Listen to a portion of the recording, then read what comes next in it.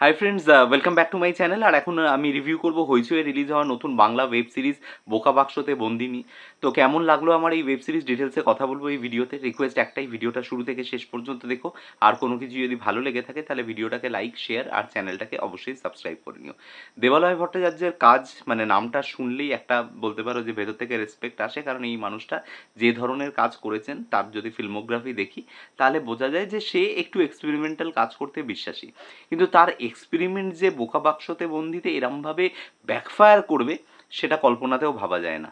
Being a fan of দেবালয় ভট্টাচার্য, তার recent কাজগুলো এত ভালো লেগেছে। ইভেন বাদামি আয়নার কবলের ছবিটা নিয়ে নানা মুনির নানা মত, কিন্তু আমরা যারা মোটামুটি রিভিউ কমিউনিটির লোকজনরা কিন্তু প্রত্যেকে ছবিটাকে একটা এক্সপেরিমেন্টাল ভালো কাজ হিসেবেই বলেছে। তো সেই জায়গা থেকে দাঁড়িয়ে মানে এই সিরিজটা তার কাছ থেকে পাবো এটা এক্সপেক্টই করা যায়নি। এবং মানে এই সিরিজের মুখ্য চরিত্র যারা সোলাঙ্কি রয় বলো বা তোমার এখানে নীলদার কথা বলো বা যারা অভিনয় করছে, যাদের সৌম্যদার কথা বলো, মানে টু বি ভেরি অনেস্ট এটা তাদের ফিল্মোগ্রাফির অন্যতম জঘন্য কাজ হিসেবেই কিন্তু থেকে যাবে। মানে আমার ভাবতে কষ্ট হচ্ছিল যে এই সোলাঙ্কি রয়কেই কিন্তু আমরা দেখেছিলাম হচ্ছে যে শহরের উষ্ণতম দিনে ওইরকম একটা ক্যারেক্টার প্লে করেছেন। তার মানে আবারও বোঝা যায় যে অভিনেতারা কিন্তু আলটিমেটলি ডিরেক্টর কী তাদেরকে দিয়ে করাতে চেয়েছেন তারই কিন্তু এন্ড রেজাল্ট হচ্ছে সেটাই। কোনো বড় স্টারও কিন্তু একটা ছবি বাঁচাতে পারে না যদি তার ক্যারেক্টারটা বাজেভাবে লেখা হয়। তো যাই হোক, মানে এই গল্পটা এরকমটাই যে একজন একটা মেগা সিরিয়াল চলছে এবং সেই মেগা সিরিয়ালের মানে তোমার সবথেকে একটা মানে পছন্দের ক্যারেক্টার বাড়ির মানে মহিলারা যাকে পছন্দ করেন বা সন্ধ্যেবেলার প্রাইম টাইমে যার সিরিয়াল চলে, তো সেরকম একটা সোনামণি বলে একটা ক্যারেক্টার প্লে করে হচ্ছে তোমার সোলাঙ্কি। কিন্তু সেই ক্যারেক্টারটা থেকে সে বেরোতে চায়, সে ছুটি চায়, কিন্তু মেগা সিরিয়ালে যা হয় যে আরও 2 মাস টেনে দাও, এই কারণে সে ছুটি পায় না এবং তার ফ্যামিলিটা সাফার করছে যে কারণে। সে এই যে জাঁতাকলের মধ্যে যে আটকে পড়েছে, সে ওখান থেকে কিভাবে বেরোবে বা বেরোতে পারবে না, এই নিয়েই হচ্ছে মূলত একটা বলতে পারো যে এটা থ্রিলার বলবো, একটা সাইকোলজিক্যাল থ্রিলার বলা যেতে পারে। কারণ সোলাঙ্কির যে ক্যারেক্টারটা, সেই ক্যারেক্টারের যে দ্বৈত সত্তা, মানে সে মেয়েটা হিসেবে যে কোনো দিন অ্যাক্টার হতে চায়নি, আর সোনামণি ক্যারেক্টারটা যে একটা মেগা সিরিয়ালের সব থেকে পপুলার ক্যারেক্টার, এই মাঝখানে দোলাচলে কোথাও আটকে গেছে আর কি। ওই জন্যই বোকা বাক্সতে বন্দী। যাই হোক, মানে এর বেশি আর গল্প বলবো না, স্পয়লার হয়ে যাবে।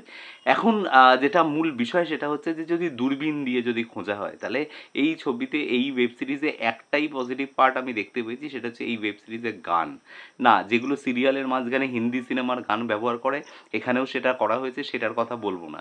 আমি বলবো যে যে অরিজিনাল স্কোর যে গানগুলো এখানে রয়েছে সেই গানগুলো কিন্তু ভালো, তার লিরিক্স ভালো, সেটা শুনতে ভালো লাগছে, সেটা খুব ভালোভাবে প্লেস করা হয়েছে। তো এই গান বা এই মিউজিক পোর্শনটা এই সিরিজে ভালো। এর বাদ দিয়ে কোনো কিচ্ছু আমার এই সিরিজে ভালো লাগেনি।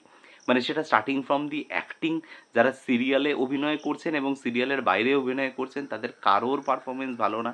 সমুদার পারফরমেন্স এখানে ভালো না, এখানে নীলের পারফরমেন্স ও নিজে এখানে মানে দেখাচ্ছে সিরিয়ালের মধ্যে অভিনয় করছে, পারফরমেন্স একদম ভালো না, ঠিক সিরিয়ালে যেরমভাবে কাজ করে একইভাবে কাজ করেছে। এবং সোলাঙ্কি যে মূলত মানে এক্সপেক্টেড টু ডু ওয়েল, যে এই দুটো ফরম্যাটে সে কীভাবে করছে সে বাস্তব জীবনে এবং এইখানে, এটা একেবারেই ওয়ার্ক করে না।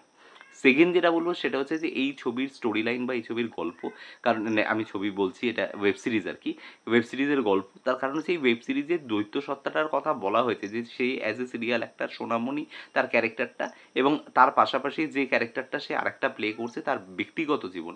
এই ব্যক্তিগত জীবনের পরিসরটা পুরো সিরিজে যদি ধরো 6টা এপিসোড হয়, আমি যদি ক্যালকুলেট করি তাহলে একটা এপিসোড হচ্ছে ব্যক্তিগত জীবনের উপরে আর 5টা এপিসোড হচ্ছে তার সিরিয়ালের উপরে, এবং সিরিয়ালটাকে কিন্তু সিরিয়াল হিসেবেই দেখানো হচ্ছে, সেখানে কিন্তু কোনো কাট নেই, সেখানে কিন্তু কোনো পজ নেই।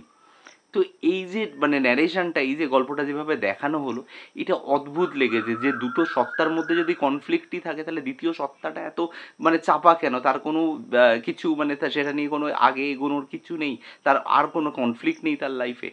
সেটা মাঝখানে হঠাৎ করে মানে মাঝখানে এপিসোড 2 থেকে বোধহয় 5 অবধি না 6 অবধি সেটা পুরো গায়েব হয়ে গেল একটা জায়গা ছাড়া। তো এই হচ্ছে মূলত মানে বলতে পারো যে গল্পের মানে স্ট্রাকচার, যেটা আমার খুবই খারাপ লেগেছে। পারফরমেন্সও আগেই বললাম, পারফরমেন্সও খারাপ লেগেছে এবং ওভারঅল আমি বলবো 6টা এপিসোডগুলোকে যে জায়গাগুলো শেষ করা হচ্ছিল, ক্লিফ হ্যাঙ্গারগুলো ওয়ার্ক করছে না, যে পরের এপিসোডটা দেখার জন্য একটা আগ্রহ তৈরি হবে সেটাও তৈরি হচ্ছে না। তো মোটের উপরে যদি আমি হইচইয়ের সেরা খারাপ 3টে ওয়েব সিরিজের তালিকায় প্রথম একে যদি কলঙ্ককে রাখি, দ্বিতীয় নম্বরে যদি গভীর জলের মাছকে রাখি, তাহলে অবশ্যই এটা কিন্তু সেই লিস্টের তৃতীয় নম্বর গল্প, যেটা কিন্তু হইচইয়ের ওয়ান অফ দ্য উইকেস্ট এবং দেবালয় ভট্টাচার্যর কেরিয়ারে বোধহয় সবথেকে উইক একটা কাজ। তো যাই হোক, এই ছিল আমার রিভিউ অ্যাবাউট বোকা বাক্সতে বন্দি।